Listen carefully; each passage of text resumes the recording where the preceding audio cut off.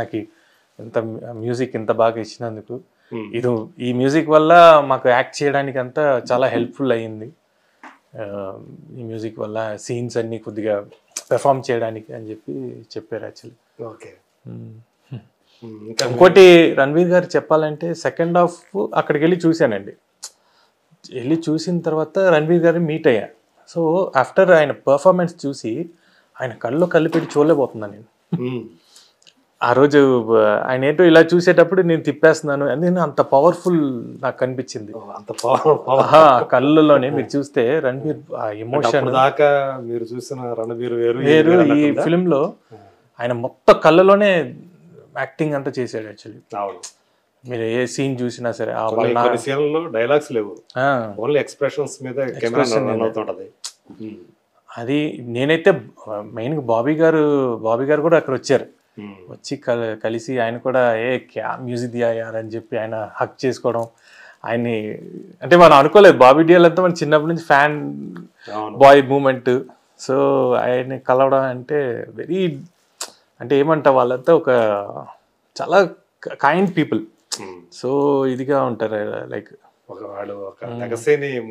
ఆయన సీన్ ఎప్పుడు వచ్చినా ఓపెన్ అయినా సరే నీకు క్లాప్స్ కొట్టేవాడిని. సందీప్ అన్న ఎన్నిసార్లు కొడతావు అంటే, లేదు సార్ లేదు బ్రో, ఆయన బాబీ డియోల్ గారు ఓపెన్ చేస్తే ఇంక నాకు ఎందుకో ఆయన చూడగానే క్లాప్స్ కొడుతూనే ఉంటారు ఎప్పుడు. సెకండ్ హాఫ్ లో స్క్రీన్ ప్లే కొంచెం డల్ అయిందేమో అన్నట్టు అనిపించింది, కానీ ఆయన వచ్చిన తర్వాత నుంచి ఇంకా ఆ పేస్ ఇంకా మళ్ళీ అందుకుంది, ఫుల్ స్వింగ్ లోకి వెళ్ళిపోయింది. బట్ నాకైతే అండి దానికి ముందు ఒక ఉంది చూసారా, ఆయన కథ మీరు చూసే ఉంటారు, దాని ముందు ఏదైతే ఉందో అదైతే నాకైతే అవుట్ స్టాండింగ్ అనిపించింది. అమేజింగ్. దేని గురించి అంటున్నారు? ఆ రైటింగ్. ఓకే. ఒకడు అలా కూర్చొని ఉంటాడు, కానీ అది కథ చెప్పేటప్పుడు కూడా సందీప్ గారు నేను అనుకున్నా ఎలా చేస్తారు ఇది, పిక్చరైజ్ చేస్తారు అంటే ఇంత కథ వెళ్తుంది. ఆ బాబీ డియోల్ గారు చూపించేటప్పుడు దగ్గర వరకు చూసిన తర్వాత నేనైతే హక్ చేసుకున్నా. నేనైతే అసలు ఇలా ఉంటుందని అనుకోలేదు. ఆ రైటింగ్ ఒక్కొక్క ఆ డైలాగ్స్ తోని ఆ ఎమోషన్ తో తీసుకెళ్ళిపోయాడు. కానీ ఇద్దరి మధ్య భార్యాభర్తల మధ్య కన్వర్జేషన్ ఏదైతే ఉందో, అవునండి, అది ఏమైనా అనిపించిందా మీకు అప్పుడు? అంటే కొంచెం అది జనాలకి ఏంటంటే అది కొంచెం ఎక్కువ అయిపోయింది, అక్కడ కొంచెం లెంగ్త్ ఎక్కువ అయిపోయింది, కన్వర్జేషన్ మరీ అంతగా అసలు ఇంకా లెంత్ ఉండిందండి. అది ఇంకా బాగుండింది యాక్చువల్లీ చాలా. సో అది ట్రిమ్ చేసే అంత అయింది యాక్చువల్లీ. అది ఫుల్ లెంత్ అయితే కూడా అది చాలా బాగా కట్ అయితే 3 గంటల 49 నిమిషాలు ఎంత అంటున్నారు. బట్ ఇంకా నేను చూసేటప్పుడు ఇంకా ఎక్స్ట్రా ఉండేది. 4 గంటల పైన ఉంది ఏంటి? 4 గంటలు లేదు, ఇంకొద్దిగా మేబీ ఎక్స్ట్రా ఉండి ఉండొచ్చు. బట్ ఇచ్చేసి 3:30 చేసి మళ్ళీ 3:21కి లాక్ చేశారు. ఓకే. సో ఆ ఫుల్ వెర్షన్ కూడా చాలా బాగుండింది యాక్చువల్లీ. బికాస్ నాకు నచ్చుతుంది. బికాస్ మై పాయింట్ ఏంటంటే ఆ ఒక నరేషన్, అంటే మన ఇటాలియన్ ఫిల్మ్స్, ఈ ఇంటర్నేషనల్ ఈ హాలీవుడ్ ఫిల్మ్స్ కొద్దిగా చూస్తాం కాబట్టి నాకు మేబీ అది ఇష్టం. ఒక లైక్ ఫర్ ఎగ్జాంపుల్ ఈ సినిమా ప్యారడైస్ లాంటి కొన్ని ఫిల్మ్స్ ఉంటాయి. సో అలాంటివన్నీ ఇలాగే ఉంటాయి, పట్టించుకోము. దాంట్లో ఎంత కనెక్ట్ అయి ఉన్నామా అనేది ఉంటుంది యాక్చువల్లీ. సో అవన్నీ చూసి ఉన్నాం కాబట్టి సో నాకైతే మంచిగా అనిపించింది. మేబీ ఒక్కొక్కరికి అనిపించచ్చు. లైక్ మామూలుగా అయితే 3 గంటల సినిమా అంటేనే 3 గంటల సినిమా ఇవాళ ఎవరు చూస్తారు, ఏదైనా సరే 2.5 గంటల లోపలే ఉండాలి అన్నట్టు ఒకటి ఫిక్స్ అయిపోయింది కొన్ని సంవత్సరాలుగా. అవును సార్, అంత ఓపిక ఎవరికి ఉండట్లేదు అని చెప్పేసి. బట్ నేనే అంటున్నా అండి సార్, ఇప్పుడు 3 అవర్స్లోని ఉంటే డైరెక్టర్ ఇంకా కొన్ని చూపించాల్సిన అన్ని ఉంటాయేమో అనిపిస్తుంది నాకైతే. అంటే కొన్ని వాళ్ళు ఏదో అవుట్ ఆఫ్ ద బాక్స్ కొన్ని అనుకొని ఉంటుంటారు. సో ఈ టైం కంప్రెషన్ వల్ల ఏమవుతుందంటే అది షార్ట్ అయిపోయి టక్ అది వెళ్ళిపోయి ఇంకా కథ ఇది చేయడం వల్ల మేబీ తీసేయాల్సి వస్తుంది, బాధగానే తీసేస్తారు. సో ఆ 3 గంటలు ఉంటే ఆ డైరెక్టర్ ఒక ఫుల్ ఒక కెపాసిటీ, ఆయన ఒక ఇది తెలిసేది మనసులో ఏంటి. ఇప్పుడు ఒక సీన్ వచ్చి దాన్ని అంత ఒక నరేష్ రాసుకొని ఉంటారు, అక్కడ నుంచి వచ్చి ఆ ఇంపాక్ట్ ఒకటి ఉంటుంది. అది షార్ట్ అయిపోయి కొన్ని అలాగే యాక్టర్ కూడా ఒక స్పేస్ ఉంటుందేమో అంతసేపు ఉంటే యాక్ట్ చేయడానికి. దానివల్ల వాళ్ళు కొన్ని స్కోర్ చేసి ఉంటారు, మేబీ యాక్ట్ చేసిన అవన్నీ కాంప్రమైజ్ అయ్యి కట్ అయ్యి తీసేయడం అన్నీ జరుగుద్ది అని నాకు అనిపిస్తుంది. బట్ ఉంటే బాగుంటుంది అని. సో మొత్తానికైతే నిజంగా చెప్పాలంటే ఇంకొక 28 నిమిషాలు 38 నిమిషాలు ఇంకా ఉందా? ఒక 349 321 వచ్చింది కదా, 321 వచ్చింది, 330 349 అది తెలియదు. తను చెప్పడం అయితే 349. అసలు చూసినప్పుడే నేను దీన్ని ఎక్కడ కట్ చేస్తారు నాకే అర్థం కాలేదు. 321 అంటే అంత స్కోపే లేదు కదా అని చెప్పేసి నేను అనుకున్నాను. అది కూడా చాలా బాగుంది. అది కూడా 349 తను చెప్పాడు అనంత్ శ్రీరామ్. అవునండి, చాలా బాగుండింది అది కూడా. అసలు రణబీర్ గారు యాక్టింగ్ ఒక సీన్లో అయితే అసలు ఎవరు చేయలేరు అలాంటి ఒక ఇవన్నీ చేశారు. అంటే అంత కమిట్మెంట్ రణబీర్ గారు. ఈవెన్ అతను కాలేజీలో అక్కని తీసుకొచ్చి ఆ గన్ను పట్టుకొని వచ్చి ఆ సీన్ దగ్గర నుంచి క్యారెక్టరైజేషన్ అంటే థియేటర్లో కూడా మీకు అక్కడ ఫస్ట్ మనిషిని చూపించకుండా గన్నుతోటి కెమెరా అక్కడే విజిల్స్. దానికి సందీప్ గారు చెప్పారు 16 సార్లు చేశారంట ఆ గన్ను కరెక్ట్ ఆ మూమెంట్ కోసం. అందుకని దాన్ని చూస్తే ఆ బ్యాక్గ్రౌండ్ స్కోర్ కూడా ఆ గన్ను మూమెంట్కే చేసి ఉంటా.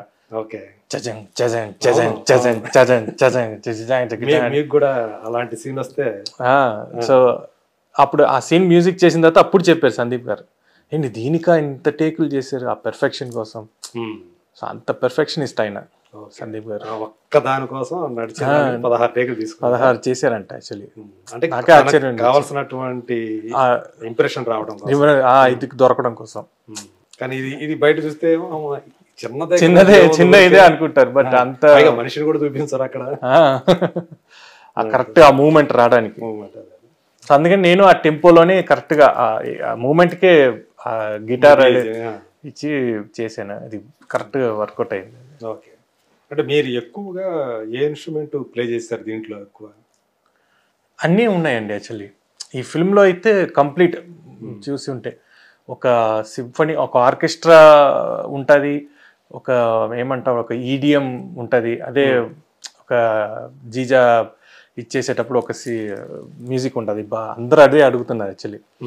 అది ఆ ఈడిఎం చేశాను. ఆ తర్వాత ఒక రిథమెటిక్ ఒకటి ఉంటుంది, ఒక ప్యాటర్న్. అంటే అందరినీ వాళ్ళ కజిన్స్ ఒక సీన్ ఉంటుంది, అదొక లెంతీ రిథమ్తో. అవన్నీ సందీప్ గారి ఐడియా.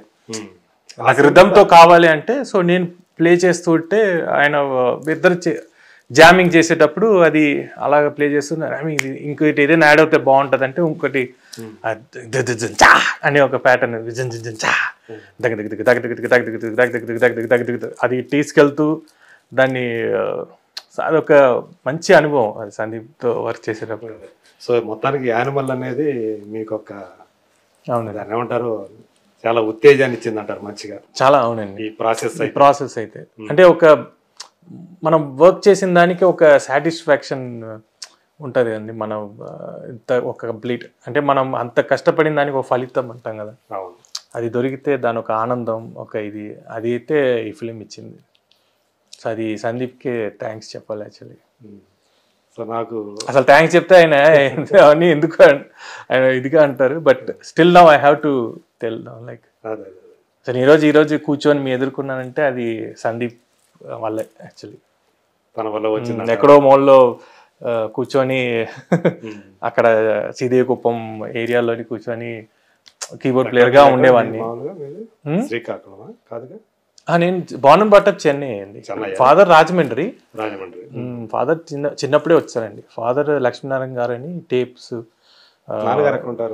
నాన్నగారు చెన్నై. ఆయన కూడా చెన్నైకి వచ్చేసారా? చెన్నైకి అక్కడే పుట్టారు మీరు అయితే? అక్కడే పుట్టాం. మా నాన్నగారు పాత అదే పెండేల్ గారు, రాజేశ్వరరావు గారు, ఎస్పి కోదండపాణి గారు మా తాతయ్య దగ్గర నుంచి యాక్చువల్లీ. అక్కడి నుంచి వాళ్ళ దగ్గర పనిచేస్తూ వచ్చారు. మా తాతయ్య అప్పుడే వచ్చారు. ఆ తర్వాత మా ఫాదర్, తాతయ్య ఇన్ ద సెన్స్ ఆఫ్ మా నాన్నమ్మ గారి రిలేషన్ యాక్చువల్లీ. అంటే సొంత ఇది కాదు, బట్ దూర బంధువు అవుతారు. సో మా నాన్నగారు ఏమో టాలెంట్ చూసి మా తాతయ్య ఏమో పిలుచుకొచ్చారు మా నాన్నకి. ఈ అబ్బాయి బాగా వాయిస్తున్నారు అని చెప్పి డోలాక్ ఇవన్నీ చాలా బాగా ప్లే చేస్తున్నారని చెప్పి భజన్స్ అని వాయించేవారు మా నాన్నగారు ఓకే అక్కడ రాజమండ్రి. సో అది చూసుకొని అలా తేవటం జరిగింది. రాజమండ్రిలో ఆయన చేసేది చూసి చెన్నైకి తీసుకొచ్చేసారు. తాతయ్య చూసి తీసుకొచ్చి ఇక్కడ సినిమాకి అంటే ఇక్కడ ట్రైనింగ్ అన్ని ఇచ్చి సో ఫాదర్ నేర్చుకొని దెన్ ఆయన ఫేమస్ మ్యూజిషియన్స్ అందరి దగ్గర పని చేశారు. అవునండి, చాలా పర్టికులర్ గా రాజా సార్ ఫస్ట్ ఫిలిం నుంచి వాయించారు ఫాదర్. అన్నకి నాన్నగారు తబలా వాయించేవారు ఎర్లీ స్టేజ్ లో. దెన్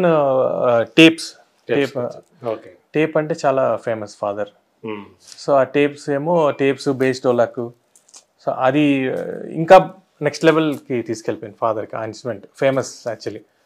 ఇప్పుడు రజనీది మొరటు కాల అని ఒకటి ఉంటుంది, అన్నకి జై పొదువాగా ఎం మనసి తంగం అని రజనీ ఫస్ట్ ఒక మాస్, అదన్నీ ఫాదరే వాయించారు యాక్చువల్లీ.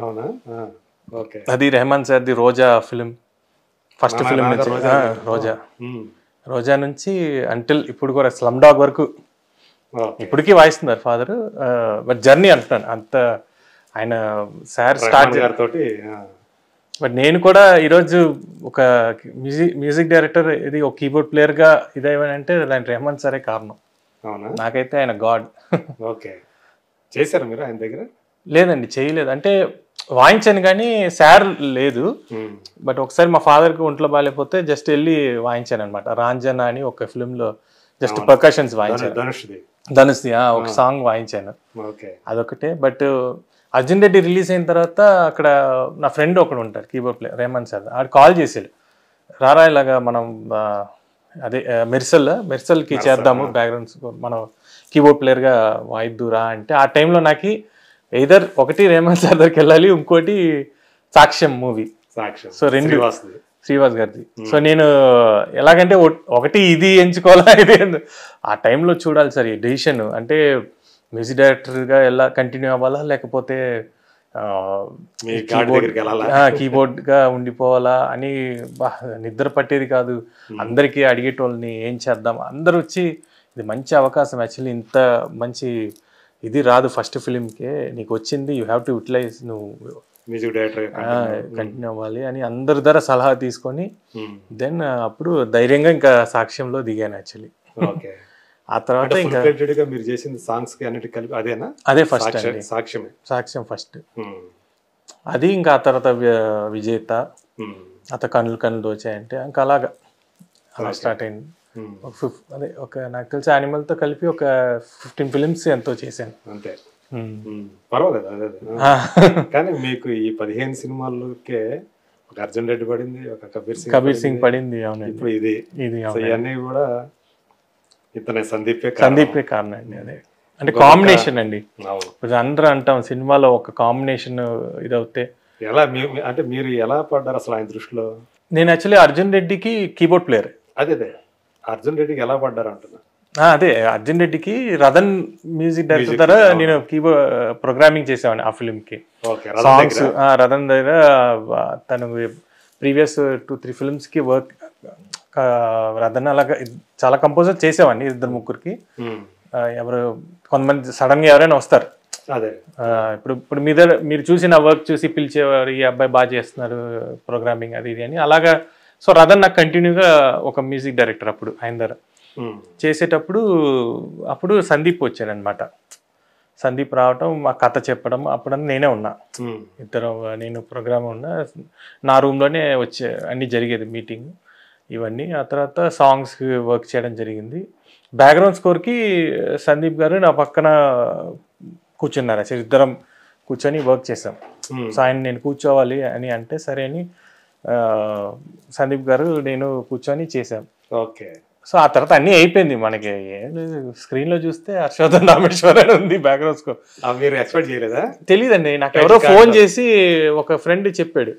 చెప్తే ఊరుకో ఏంటి ఇది అది అంటే ఇంకా 2-3 చేస్తే అప్పుడు స్క్రీన్ మీద అప్పుడు చూస్తే నిజంగా ఉండి అప్పుడు వెంటనే ఫోన్ చేశా గాబరగా. నాకు టెన్షన్, ఏం బ్రో ఇలా చేశారు అది ఇది అంటే, నువ్వు వర్క్ చేశారా, ఇట్స్ యువర్, నువ్వు కంప్లీట్గా ఇట్స్ మీరు చేసావు కాబట్టి నీకు చెందాలి క్రెడిట్, అందుకని నీకు ఇచ్చాను అది ఇది అని చెప్పారు.